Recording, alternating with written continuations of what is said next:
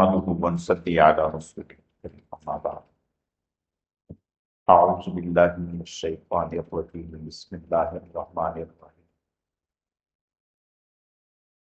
إذا جاء نصر الله والفتح ورأيت الناس يدخلون في دين الله أفواجا فسبح بحمد ربك واستغفره إنه كان توابا صدق الله مولانا العظيم۔ میرے عزیز و دوستو، اللہ رب العزت کا بے حد کرم ہے، احسان ہے کہ اللہ پاک نے ہمیں دین سیکھنے، سمجھنے اور عمل کے جذبے سے جمع فرمائے ہیں۔ اللہ تعالیٰ ہم سب کے آنے کو، جمع ہونے کو، مل بیٹھنے کو اپنی بارگاہ میں اعلیٰ درجے میں قبول فرمائے، کمی کوتاہیوں کو معاف فرمائے۔ آپ لوگ تھوڑا سا سامنے آ جائیں گے، یہاں پیچھے اس طرف، بالکل میرے سامنے۔ نوفل، یہاں، جزاک۔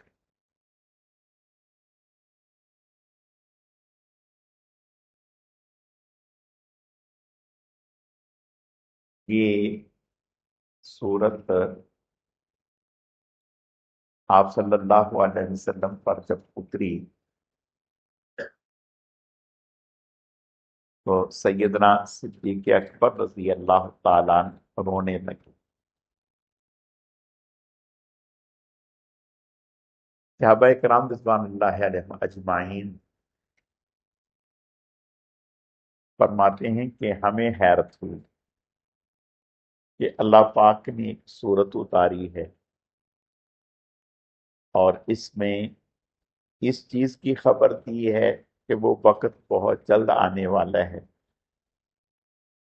جب لوگ اسلام میں چوک در چوک داخل ہیں۔ تو اس موقع پر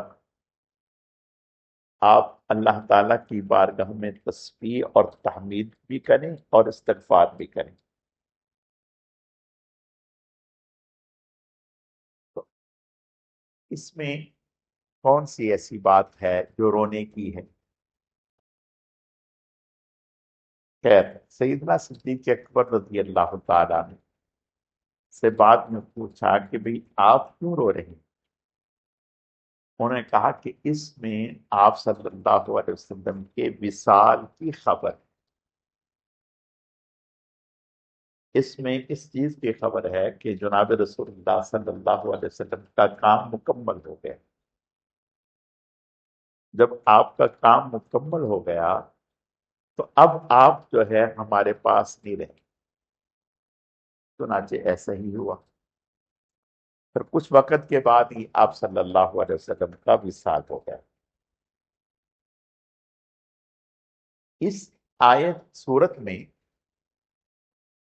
اللہ پاک نے دو چیزیں حضور علیہ الصلوۃ والتسلیم کو کرنے کے لیے فرمایا۔ ایک تو فسبح بحمد ربک،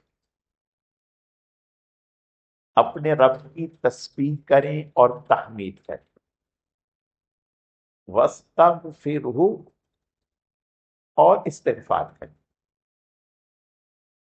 اب یہ حکم سے دیا جا رہا ہے حضور صلی اللہ علیہ وسلم، آپ صلی اللہ علیہ وسلم، اور یہ ایک جگہ نہیں، کئی جگہ اللہ پاک نے آپ صلی اللہ علیہ وسلم کو اس چیز کا حکم دیا۔ چنانچہ حضرت عائشہ صدیقہ رضی اللہ تعالی عنہا کی روایت ہے، وہ فرماتی ہیں اس کے بعد پھر آپ صلی اللہ علیہ وسلم اٹھتے بیٹھتے چلتے پھرتے یہ تسبیح پڑھنے لگے، سبحان اللہ و بحمدہ استغفر اللہ و اتوب، سبحان اللہ و بحمدہ استغفر اللہ و اتوب الیہ۔ تسبیح اور تحمید بھی ہو گئی اور اللہ تعالیٰ کی بارگاہ میں استغفار بھی ہو گئی۔ اب ذہن میں ایک بات آئیں گی کہ حضور صلی اللہ علیہ وسلم، استغفار تو ہوتا ہے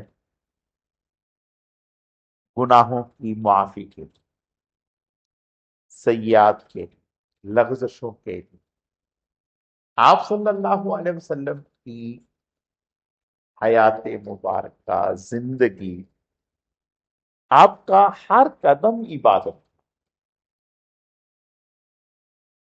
تو پھر آپ کو یہ کہا گیا فَاسْتَغْفِرْهُ فَسَبِّحْ بِحَمْدِ رَبِّكَ وَاسْتَغْفِرْهُ،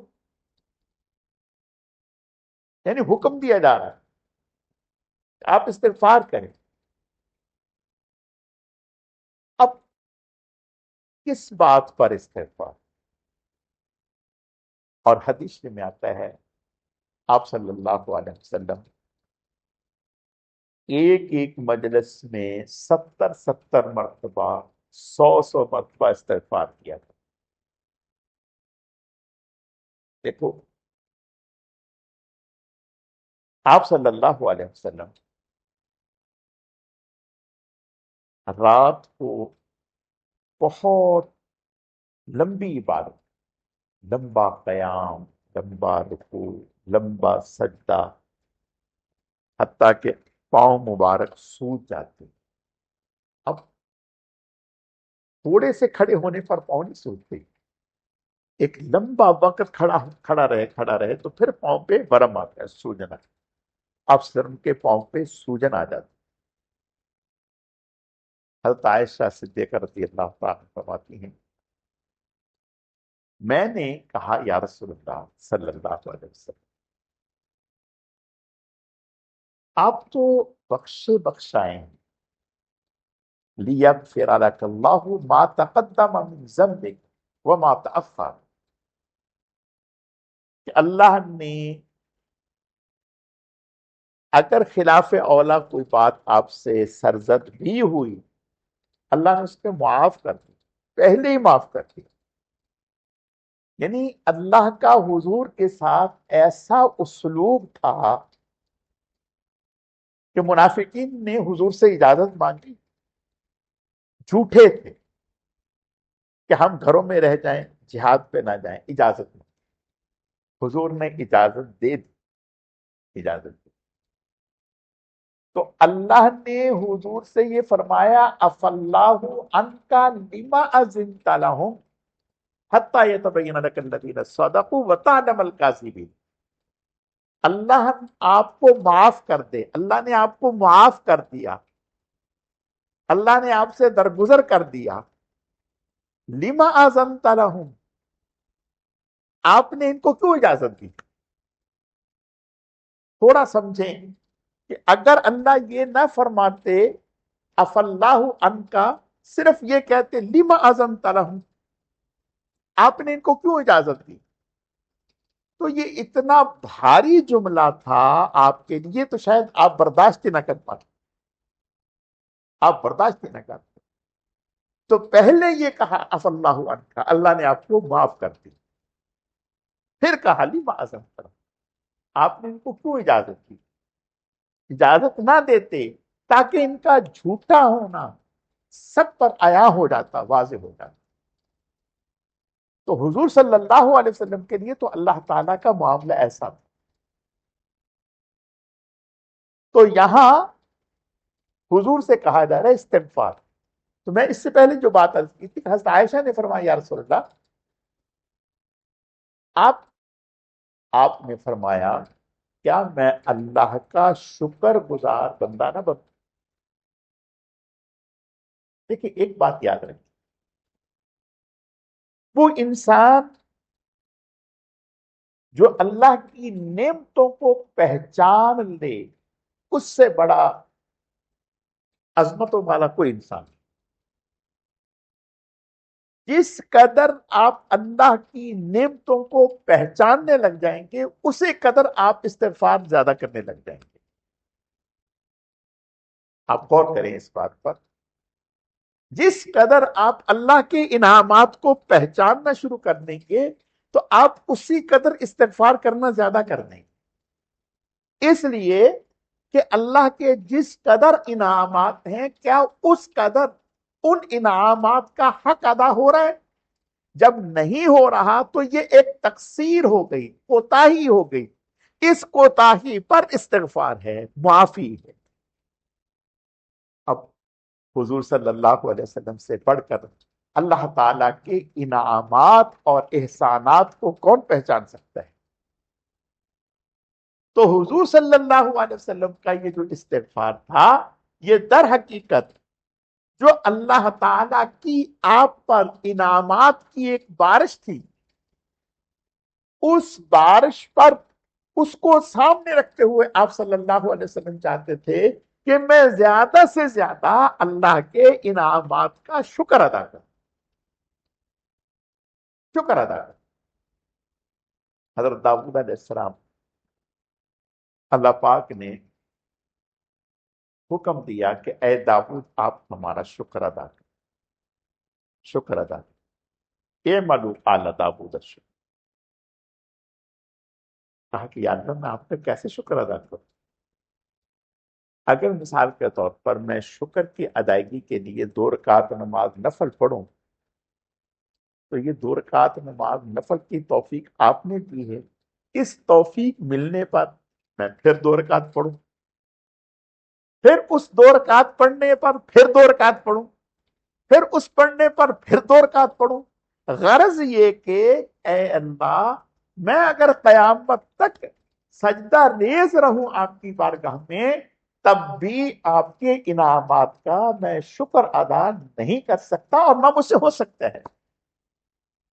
अल्लाह ने फरमाया, ए दाऊद, अब आपने शुक्र का हक अदा कर दिया।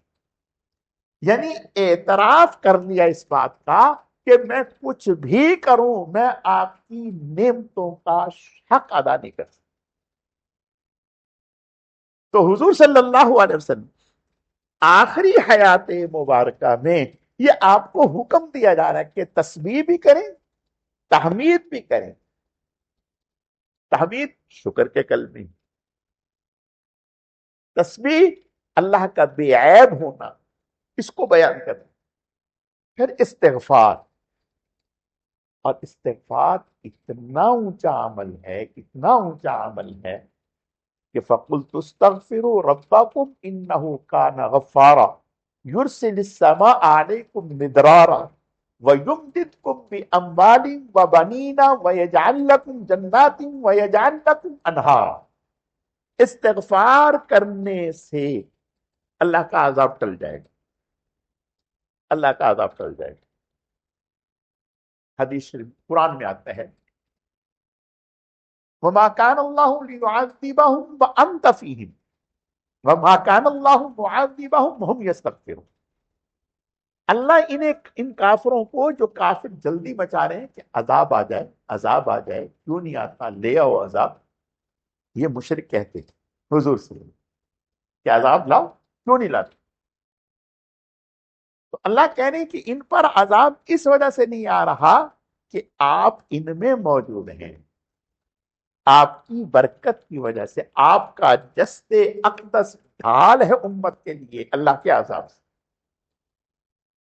अच्छा, जब आप हिजरत करके चले गए, मदीना चले गए, अब मक्का में कोई नहीं, अब तो उन पर अजाब आता, अब उन पर क्यों नहीं अजाब आ रहा?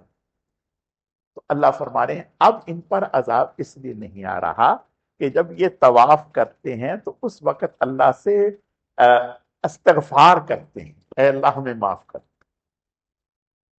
अगर कोई आदमी बेअकीदा होकर के भी अल्लाह से इस्तिगफार करता है, अल्लाह अजाब को रोक देगा। दो चीजें, एक अल्लाह के नबी का वजूद और इस्तिगफार। कोई इस्तिगफार करे, अल्लाह का अजाब रुक जाए। तो फरमाया कि इस्तिगफार करने से अल्लाह का अजाब रुक जाए, माल की फरावानी होगी, औलाद की नेमतों से अल्लाह नवाज देंगे, बारिश अल्लाह अता कर देंगे, अनाज और गल्ला वाफर मिकदार में नसीब होगा। ये इस्तिगफार की बरकत है। इस हदीस में आता है, आप सल्लल्लाहु अलैहि वसल्लम का इरशाद है,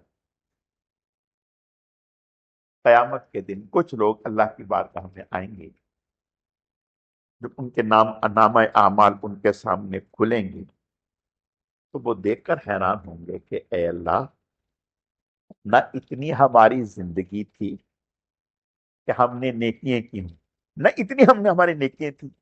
مثال کے طور پر ایک آدمی کی زندگی ہے 90 سال، 50 سال، 60 سال.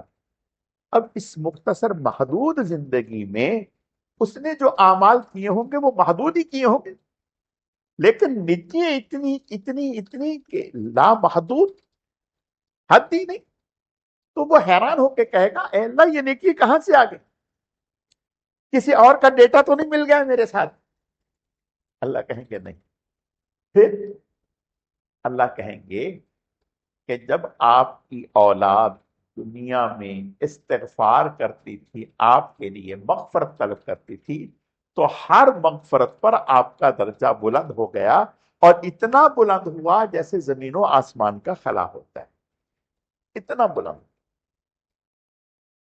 تو دنیا میں اولاد ماں باپ کے لیے استغفار کرتی ہے، اللہ ان کے درجات کو بلند کرتی. استغفار حضور صلی اللہ، اب اندازہ کریں کہ جب اس نماز پڑھائی، نماز پڑھانا تو کوئی برا عمل نہیں، نماز پڑھانا تو اچھا عمل ہے، نماز پڑھنا اچھا عمل ہے، لیکن نماز کے بعد آپ صلی اللہ علیہ وسلم استغفر اللہ استغفر اللہ استغفر اللہ. اب ذہن میں آئے گا کہ یہ کون سے استغفار کا وقت ہے؟ استغفار تو کیا جاتے ہیں کوتاہی کے بعد، غلطی کے بعد. اب کیوں استغفار فرما رہے ہیں؟ اس لیے علماء نے لکھا، اس لیے کہ حضور صلی اللہ علیہ وسلم امت کو تعلیم دے رہے ہیں اور بتا رہے ہیں کہ جیسے اللہ کی شایان شان ہمیں یہ عبادت کرنی چاہیے تھی، ایسی یقیناً نہ ہو سکی. ہم اپنی اس تقصیر کوتاہی پر اللہ کی بارگاہ میں توبہ کریں، معافی مانگیں. آپ صلی اللہ علیہ وسلم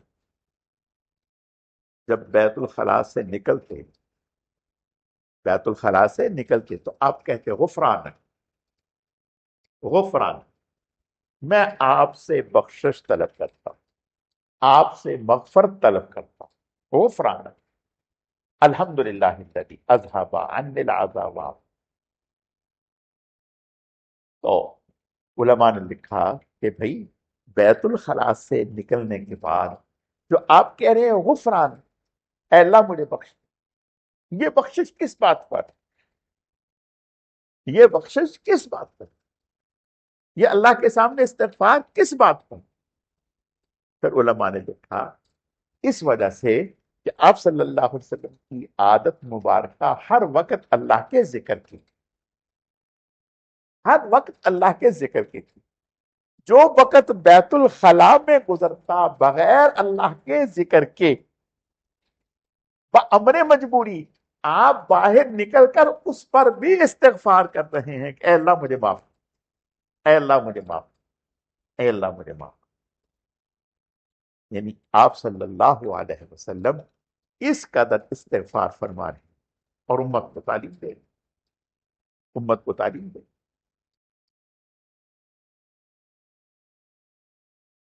حضرت امام احمد بن حنبل رحمہ اللہ بہت عظیم المرتبت شخصیت گزرے،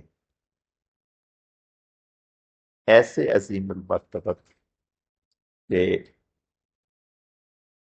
حضرت امام شافی رحمہ اللہ حضرت امام احمد بن حنبل رحمہ اللہ کے استاذ تھے.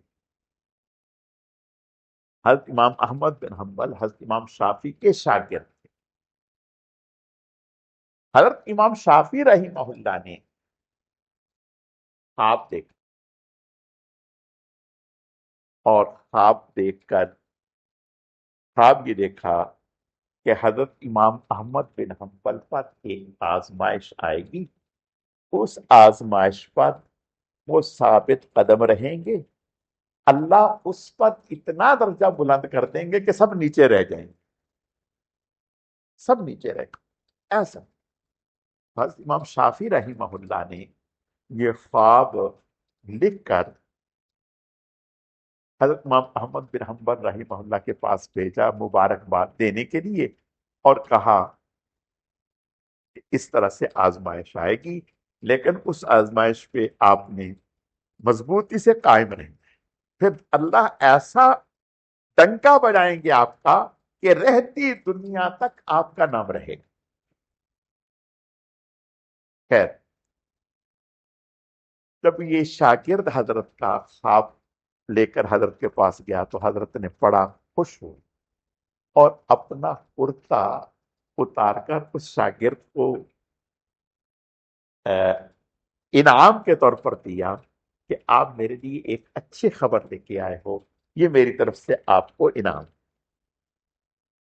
حضرت امام شافعی رحمہ اللہ نے اپنے شاگرد کو راضی کر کے اس کو کچھ دے دیا اور وہ کرتا لے لیا، وہ کرتا لے لیا۔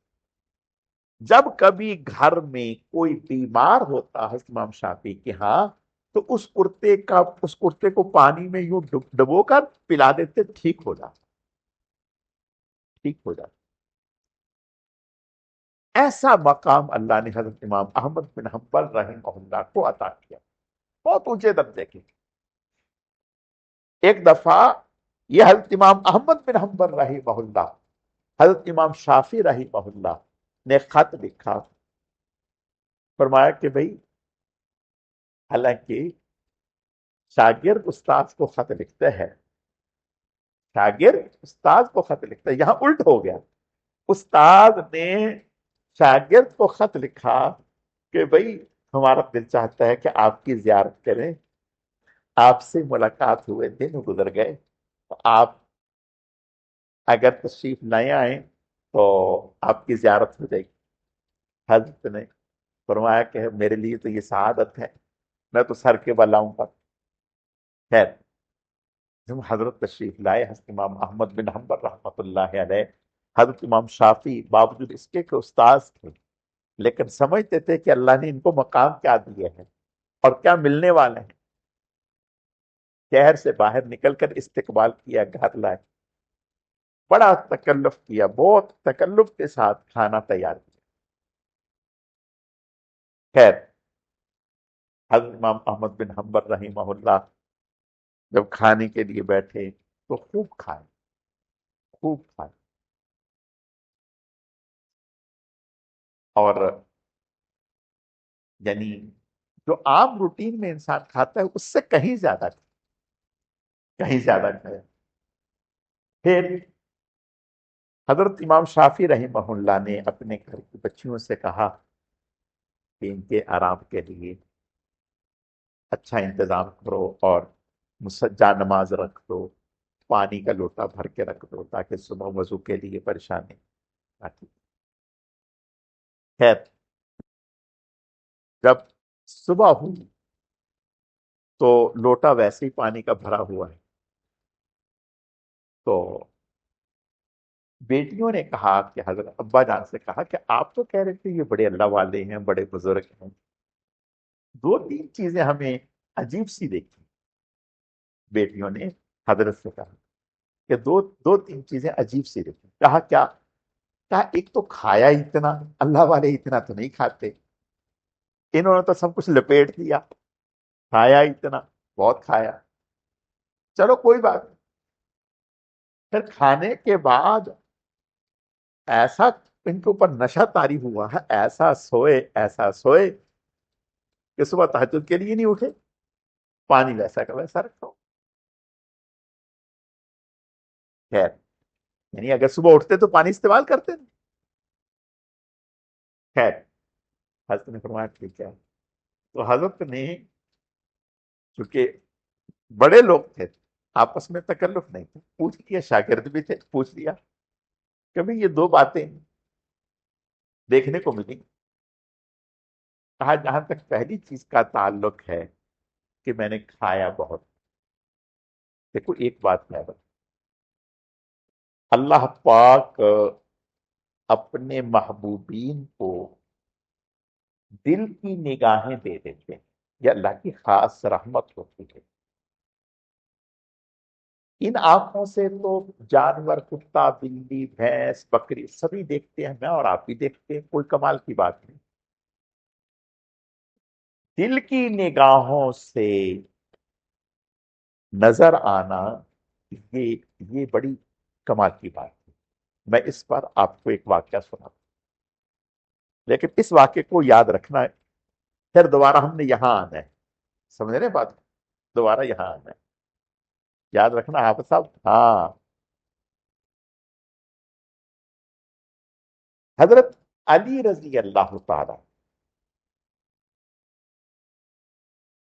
آپ سب کے وصال کے بعد ایک دن انہوں نے خواب دیکھا کہ آپ سب تشریف لائے ہیں اور آپ کے سامنے ایک تشتری ہے، اس میں کھجوریں رکھی ہوئی ہیں. آپ سلم لوگوں میں کھجوریں تقسیم کر رہے ہیں. تو کہتے ہیں، حضرت علی فرماتے ہیں کہ مجھے فرمایا منہ کھولیں، میں نے منہ کھولا، آپ نے ایک کھجور ڈال دی. میں نے منہ کھا لی، پھر فرمایا پھر دوسری ڈال دی، اور پھر خواب ختم ہو گیا. مجھے بہت اچھا لگا، مزہ آیا آپ سلم کی زیارت ہوئی. تو کہنے لگے کہ میرے دل میں آیا کہ میں کس کو خواب بیان کروں. تو میں نے ابھی کسی سے بیان نہیں کیا. تو نماز کا ٹائم ہوا تو میں نے کہا چلو مسجد میں چلتے ہیں. دل میں آیا کہ حضرت عمر رضی اللہ تعالیٰ عنہ سے بیان کر. میں نے ابھی بیان نہیں کیا، نماز ہو گئی. نماز کے بعد ابھی بیٹھے ہی تھے وہاں پر، تو کوئی حضرت عمر کے سامنے اسی طرح کھجورے لے کے آئے اور اس نے حضرت عمر کو دے دی کہ آپ کھا لیں، دوستوں میں دے دیں. تو حضرت عمر رضی اللہ تعالیٰ عنہ نے کھجوریں نہیں لوگوں میں دینا شروع کر دی. میں بھی بیٹھا ہوا تھا تو مجھے کہا منہ کھولے. میں نے منہ کھولا تو ایک کھجور ڈال دی. تو کہنے لگے مجھے بہت مزہ آیا، جیسے رات مزہ آ رہا تھا. پھر میں نے کھا لی تو کہا ایک پھر منہ کھولے. میں نے کھولا تو پھر ایک کھجور ڈال دی. کہنے لگے میں حیران ہو رہا ہوں دل میں کہ یہ تو رات والا سین ہو رہا ہے. تو کہنے لگے کہ میں نے جب وہ کھا لی تو اب میں نے چاہا کہ بھئی اور، تو کہا میں نے، حضرت نے فرمایا کہ اگر حضور نے رات 2 سے زائد ڈالی ہوتی تو میں بھی 2 سے زائد ڈال دیتا.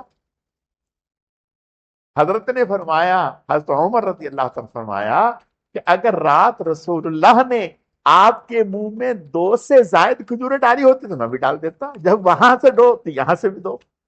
کہنے لگے میں حیران ہو گیا کہ ابھی میں نے بتایا نہیں ہے، لیکن وہ ایکسرا مشین ہوتی ہے جو ایکس رے کر لیتی ہے، تو کہا کہ وہ فوراً انہوں نے، مجھے حیرت ہوئی کہ ابھی میں نے بتایا نہیں، کچھ بھی نہیں، اور انہوں نے آگے سے یہ بات کہہ دی کہ اگر رات حضور نے 2 سے زائد کھلائی ہوتی تو میں بھی 2 سے زائد کھلاتا.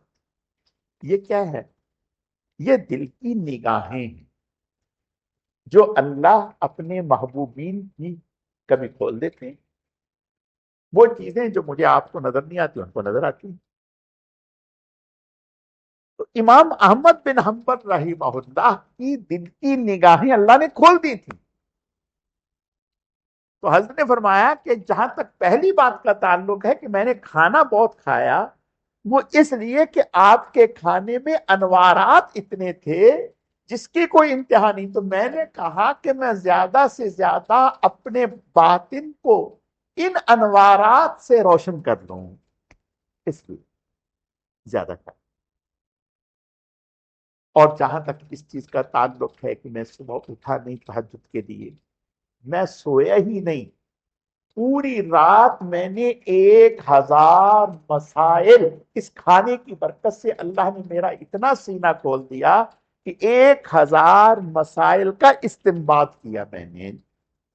پوری رات باوضو رہا اور اسی وضو سے تہجد پڑھی اور کچھ نہیں.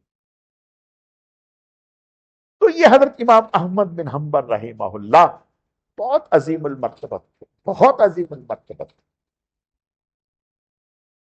تو کسی گاؤں میں چلے گئے. جب گاؤں میں گئے تو وہاں اجنبی تھے، لوگ جانتے نہیں تھے کہ بھی یہ کون. جیسے کوئی بڑے سے بڑا آدمی کسی ایسی جگہ چلا جائے، آج کل تو میڈیا کا زمانہ ہے، کچھ مشہور آدمی ہوتا ہے تو اس کی شکل سے لوگ پہچان جاتے ہیں کہ بھی یہ فلاں آدمی ہے. اس وقت تو ایسا کچھ نہیں تھا، نام دور تک چلا جاتا تھا، شہرت ہو جاتی تھی، لیکن پتہ نہیں ہوتا تھا کہ یہ آدمی کون ہے. تو ایک اجنبی گاؤں میں چلے گئے اور جا کر کے کہا کہ بھی سوچا کہ میں مسافر آدمی ہوں، اب کہاں ٹھہروں، کیا کروں. تو مسجد میں پہلے ایسے ہی ہوتا تھا، یا تو کہیں نہ کہیں سرائے ہوتی تھی، یعنی مہمان خانہ، مسافر خانہ، لوگ وہاں ٹھہر جاتے تھے یا مسجد میں ٹھہر جاتے تھے. تو حضرت فرماتے ہیں کہ میں مسجد میں ٹھہر گیا. جب مسجد میں ٹھہر گیا، جو مسجد کا خادم یا مؤذن تھا وہ اس نے مجھے نکال دیا، پکڑ کے نکال دیا، نکلو باہر. وہ نکال کے باہر گیا، میں پھر آ گیا، پھر لیٹ گیا، اس نے پھر نکال دیا. جب 2 3 دفعہ ایسا ہوا تو مسجد کے سامنے ایک شخص رہتا تھا، اس نے دیکھا کہ یار یہ ہو رہا ہے کہ ہمارا جو خادم ہے مسجد کا، وہ اس نے پاؤں سے پکڑ کے باہر گھسیٹتا ہے اور یہ اندر آ جاتا ہے، وہ باہر گھسیٹتا ہے یہ اندر آ جاتا ہے. تو وہ آیا اور آ کر اس نے کہا کہ بھئی یہ آپ کو نہیں ٹھہرنے دیں گے، آپ میرے پاس آ جائیں، میرے گھر میں ٹھہر. کہنے لگے جب میں نے کہا کہ رات ہی گزارنی، تو کہنے لگے میں اس کے پاس گیا. جب اس کے پاس گیا تو وہ نان بھائی تھا، روٹیاں پکایا کرتا تھا، تو اس نے مجھے کھانا بھی کھلایا اور جو بھی کام کرے پہلے استغفار پڑھے، پھر وہ کام آٹا گوندے تو پہلے استغفار، اور بھی کام کرے تو وہ استغفار، جو بھی کام کرے پہلے استغفار کرے پھر کام شروع کرے. کہنے لگے میں اس سے بڑا متاثر ہوا، اس سے بڑا متاثر ہوا. یہ کیسا انسان ہے کہ جو ہر کام کو کرنے سے پہلے استغفار کرتا ہے. تو میں نے ایسے ہی اس سے پوچھ لیا کہ یار تم اس قدر استغفار کر رہے ہو تو اس سے تمہیں کوئی فائدہ بھی ملا، کوئی نفع بھی حاصل ہوا؟ اس نے کہا جی بالکل بہت ہوا. میں نے کہا جی کیا ہوا؟ اس نے کہا کہ آج تک میں نے جو بھی دعا مانگی ہے سب قبول ہوئی ہیں اس استغفار کی برکت سے، صرف ایک دعا باقی ہے جو ابھی تک قبول نہیں، اور میں امید کرتا ہوں جب باقی قبول ہوگی تو وہ بھی قبول ہوگی. تو کہتے میں نے کہا کہ وہ کون سی دعا ہے؟ کہنے لگا وہ دعا یہ ہے کہ میں نے سنا ہے امام احمد بن حنبل کو بڑی شخصیت ہے، تو میں تو گاؤں دیہات کا رہنے والا ہوں اور دعا کرتا ہوں اے اللہ مرنے سے پہلے پہلے وہ تیرا نیک بندہ ہے اس کی زیارت کروا دے. تو کہتے میں نے کہا کہ اللہ نے تیری وہ دعا بھی قبول کر لی، مجھے پاؤں سے گھسیٹ کر تیرے قدموں میں ڈال دیا. وہ امام احمد بن حنبل میں، وہ امام احمد بن حنبل میں. یہ استغفار کی برکات.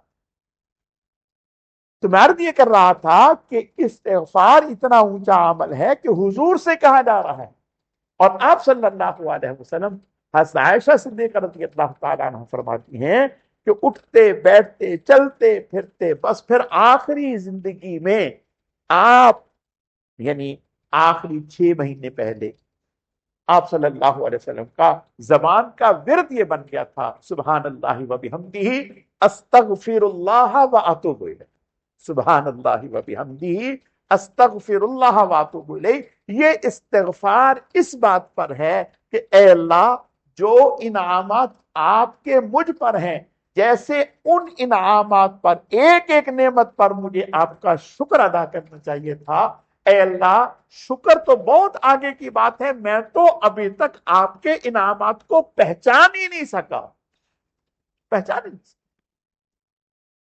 اللہ تعالیٰ مجھے آپ کو اپنی نعمتوں کی قدردانی کی توفیق عطا فرمائے اور زیادہ سے زیادہ استغفار کی، اور خاص طور پر اس تسبیح کو یاد کر لیں، سبحان اللہ و بحمدہ استغفر اللہ و اتوب الیہ، سبحان اللہ و بحمدہ استغفر اللہ و اتوب الیہ، سبحان اللہ و بحمدہ استغفر اللہ و اتوب الیہ. اگر ہو سکے تو دن میں ایک تسبیح ضرور کر لیں.